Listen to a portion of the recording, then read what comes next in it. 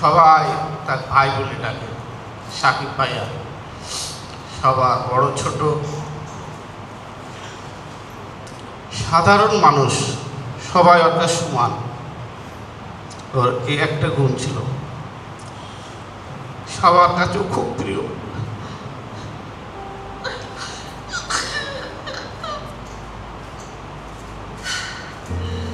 সরকারি চাকরির উপর তার ইয়ে ছিল না, তেমন আগ্রহ ছিল না। বাইরে যাবে, বড় করে ব্যবসা করবে, মানুষজন কর্ম করবে তার অধীনে, এটাই ছিল তার মনের আকাঙ্ক্ষা। ওই দিন ওই মিছিলে আমার 3 ছেলে উপস্থিত ছিল। আমার ছোট ছেলেটা ঢাকায় আলম পড়ে, দেশের পরিস্থিতি খারাপ, আমরা তাকে ডেকে পাঠালাম যে ওখানে আর থাকতে হবে না, তুমি চলে আসো। তো আমার ছোট ছেলেটা চলে আসে। সকালে আমার ছোট ছেলে গেছে, মেজো ছেলে গেছে, সাকিবের পরে গেল ঠিক 11টার দিকে আমাদের সামনে। তখন বাজে 10-15।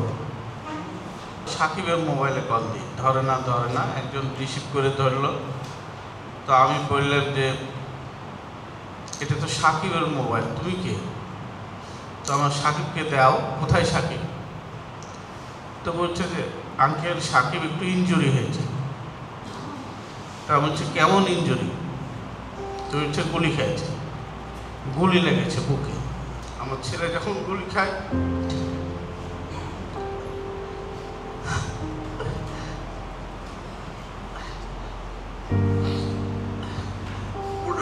আমিও গুলি খেয়েছি।